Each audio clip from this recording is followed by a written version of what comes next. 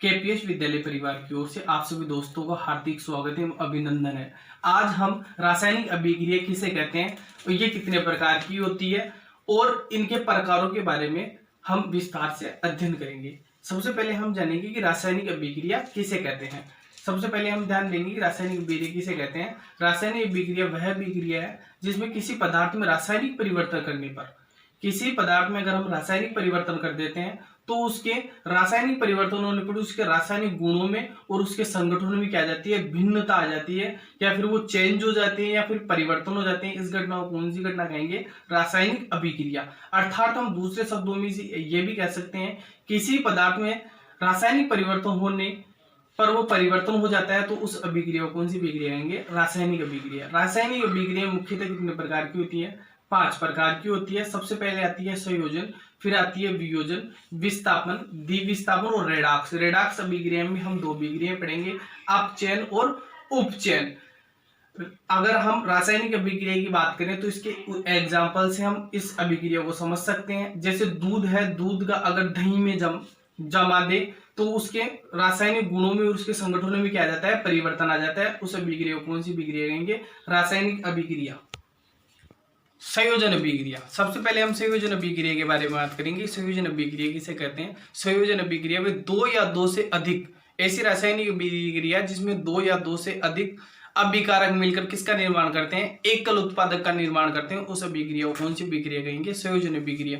संयोजन अभिक्रिया की परिभाषा इतनी इंपॉर्टेंट नहीं है जितने उसके एग्जाम्पल इंपॉर्टेंट है। एग्जाम्पल की सहायता से इस अभिक्रिया को बनाना सीखेंगे कि ये अभिक्रिया किस प्रकार बनती है। तो आइए हम एग्जाम्पल की सहायता से देखते हैं। जो एरो है, एरो के बाईं तरफ की को तो क्या कहेंगे? अभिकारक। बाईं तरफ को क्या कहते हैं? अभिकारक। और एरो के दाईं तरफ क्या होता है? उत्पादक। तो हम कह सकते हैं इस अभिक्रिया कैसे बनी है। इसकी सहायता से हम सीखेंगे कि 2 या 2 से अधिक, 2 या 2 से अधिक ये क्या है? अभिकारक। या क्या हो रहा है? मिलकर 2 या 2 से अधिक अभिकारक मिलकर किसका निर्माण करते हैं? एकल। एकल किसका निर्माण करते हैं? उत्पादक का निर्माण करते हैं। उस अभिक्रिया को कौन सी अभिक्रिया कहते हैं? संयोजन। इसको इस प्रकार भी समझ सकते हैं कि A प्लस बी, या क्या हो रहा है? 2 या 2 से अधिक अभिकारक मिल रहे हैं और किसका निर्माण कर रहे हैं? ए बी का निर्माण कर रहे हैं, यानी कि एक एकल उत्पादक का निर्माण करते हैं। उसे कौन सी अभिक्रिया कहेंगे? संयोजन अभिक्रिया। ये इधर वाले क्या है? अभिकारक। या फिर इसको इस प्रकार भी समझते हैं कि 2 या 2 से अधिक अभिकारक मिल रहे हैं और किसका निर्माण कर रहे हैं? एकल उत्पादक का निर्माण करते हैं। उस अभिक्रिया को कौन सी अभिक्रिया कहेंगे? संयोजन अभिक्रिया। वियोजन अभिक्रिया। वियोजन अभिक्रिया किसे कहते हैं? ऐसी रासायनिक अभिक्रिया जिसमें एकल अभिकारक, किसमें एक ही अभिकारक 2 छोटे छोटे किसमें टूट जाता है? 2 छोटे छोटे उत्पादकों में टूट जाता है। उसे कौन सी अभिक्रिया कहते हैं? वियोजन अभिक्रिया। वियोजन अभिक्रिया संयोजन अभिक्रिया की बिल्कुल विपरीत होती है। संयोजन अभिक्रिया में क्या होता था? 2 या 2 से अधिक अभिकारक मिलकर एक एकल उत्पादक का निर्माण करते थे, परंतु यहाँ क्या होता है? एकल अभिकारक होता है वो 2 छोटे छोटे किसमें बदल जाता है? 2 छोटे छोटे उत्पादकों में बदल जाता है। उस अभिक्रिया को कौन सी अभिक्रिया कहेंगे? वियोजन अभिक्रिया। वियोजन अभिक्रिया को हम एग्जाम्पल की सहायता से इसकी परिभाषा निकालना देखेंगे किस प्रकार इसकी परिभाषा निकलती है। एरो है, एरो के बाईं तरफ वाले को क्या कहते थे? अभिकारक। और एरो के दाईं तरफ वाले को क्या कहते हैं? उत्पादक। तो यह क्या है? एकल, एक ही अभिकारक है। यहां एकल अभिकारक 2 छोटे छोटे किसमें टूट जाता है? उत्पादकों में टूट जाता है और उससे एक नया पदार्थ बनता है जिसे हम क्या कहते हैं? वियोजन अभिक्रिया। अभिक्रिया भी इसकी परिभाषा भी यही आती है कि एकल अभिकारक 2 छोटे छोटे किसमें टूट जाता है? उत्पादक में टूट जाता है। उस अभिक्रिया को कौन सी अभिक्रिया कहते हैं? वियोजन अभिक्रिया।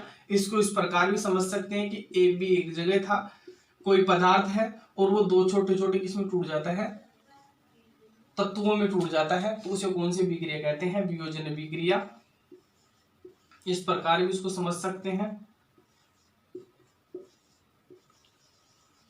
जो एरो के बाईं तरफ वाला है तो वो तो क्या कहलाता है? अभिकारक। ये तो इसका अभिकारक है और ये क्या है, इसका उत्पादक।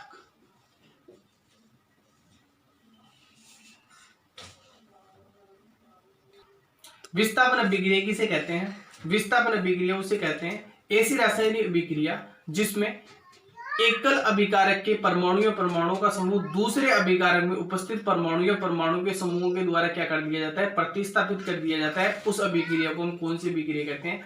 विस्थापन अभिक्रिया कहते हैं। और उसके स्थान पर एक नया पदार्थ या एक नया तत्व या यौगिक बन जाता है, उसे कौन सी अभिक्रिया कहते हैं? विस्थापन अभिक्रिया कहते हैं। इसके एग्जाम्पल की सहायता से हम समझते हैं कि किसे कहते हैं।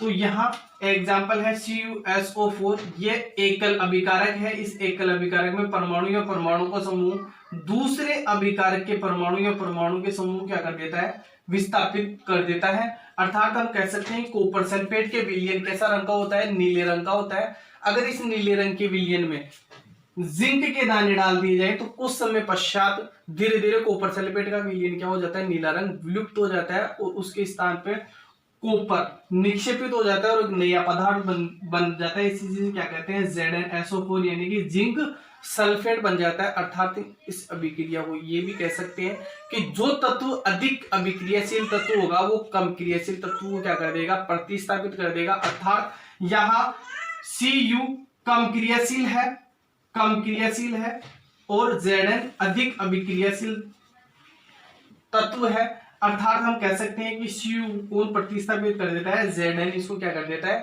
प्रतिस्थापित कर देता है। इस प्रकार की अभिक्रिया कौन सी अभिक्रिया कहते हैं, विस्थापन अभिक्रिया। इसको इस प्रकार भी समझ सकते हैं कि परमाणु या परमाणुओं का समूह दूसरे परमाणु को क्या कर देता है, विस्थापित कर देता है।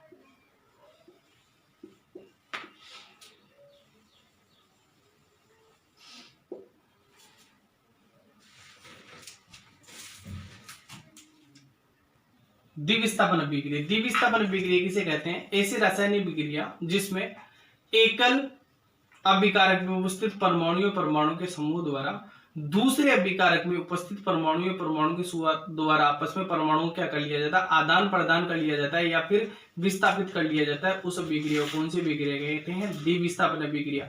द्विविस्थापन अभिक्रिया को हम उदाहरण की सहायता से समझ सकते हैं। हम लोगों ने पहले वीडियो में देखा था कि लवण की परिभाषा किस प्रकार निकली, तो उस लवण के उदाहरण से भी इस अभिक्रिया को हम समझ सकते हैं। तो एक तो अम्ल का उदाहरण था HCl प्लस क्षार का उदाहरण था NaOH। क्या बना रहे थे, NaCl प्लस H2O। ये क्या था, अम्ल। ये क्या था, क्षार। मिलके क्या बना रहे थे, नमक और जल।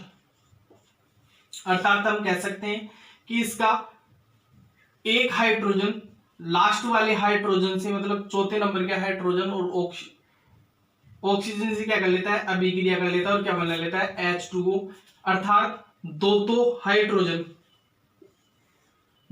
हाइड्रोजन और एक ऑक्सीजन, तो ये मिलके क्या बना लेते हैं, जल। यहां दूसरे नंबर का और तीसरे नंबर का मिलके आपस में अभिक्रिया कर लेते हैं और क्या बना लेते हैं, NaCl। NaCl को क्या कहते हैं, नमक का रासायनिक सूत्र है।